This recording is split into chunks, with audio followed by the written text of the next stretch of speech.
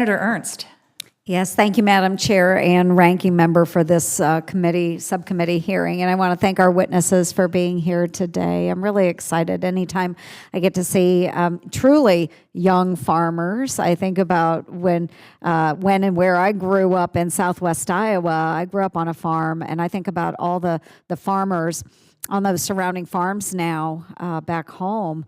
I think of them as young farmers, and then I'm like, oh my gosh, they're 50. They're like my age, because it's all the kids. We all grew up together, and so it Maybe really they're just is 40 and they look 50 or 60.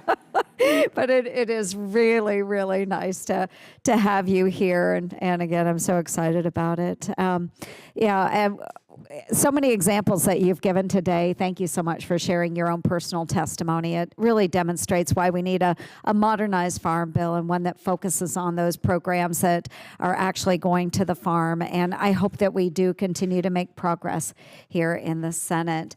And Ms. Sadison, we'll start with you.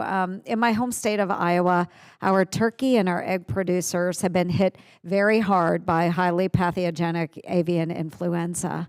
It hit us the first time when I came into the Senate in 2015, and that was a traumatic time for our producers.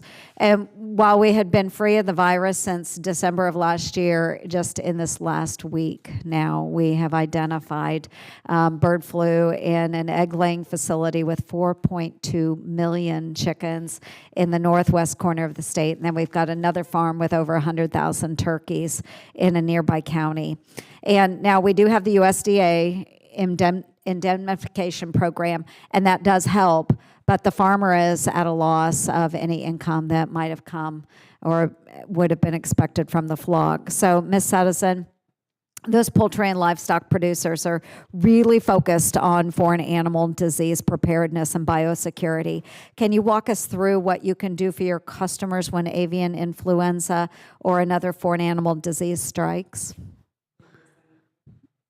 Thank you, Senator, so much for that question, and I certainly agree. You know, disease outbreaks are a significant concern in the agricultural industry, and hate to see it when they do happen, but unfortunately, we've seen a number of them happen here in recent years, and we certainly take that very seriously. I would say, first and foremost, we work very closely with a lot of state organizations and others in the industry, right? We're not in this alone. It is agriculture.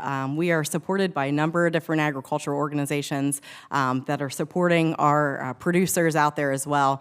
And so staying up to date on what's going on there with the outbreaks, the impacts that they may have as well is critically important. I'll also speak to the side of, you know, if there is an outbreak, right, on a farm, of a farm in our territory, certainly, you know, farmers being open and contacting their lender as soon as they are aware of the situation. Right. You know, sooner is better than later, and we can work through a number of different options with them. Again, a lot of times working with other agricultural organizations within the state and across the country in those matters. As well.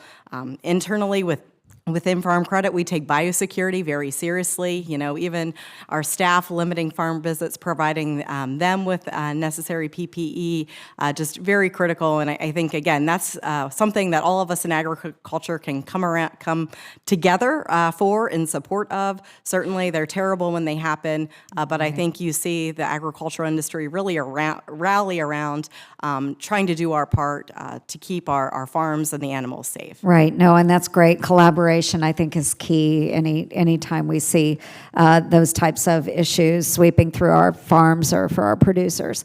Mr. Good, you just very briefly in your testimony, you mentioned that markets are critical for the commodities you produce, particularly corn and soybeans.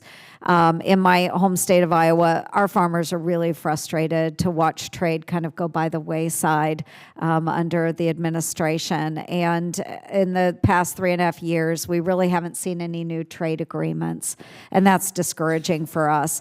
So as a result, the Department of Agriculture projected earlier on this year that the U.S. would see a record agricultural trade deficit of $3.5 billion in 2024. That's recently been updated to $32 billion trade deficit.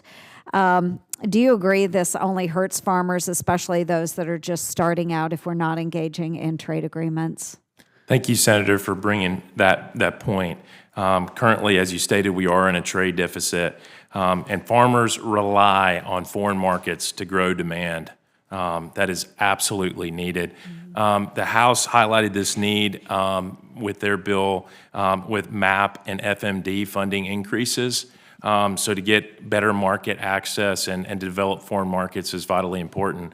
I actually just went, and I'll speak this briefly, but I went to to Panama and Colombia on a trade mission alongside the USDA just recently, back in the spring, and got to meet with some of the end consumers in Colombia and how the U.S. soybean is one of the most reliable quality products available, and our logistics are very timely.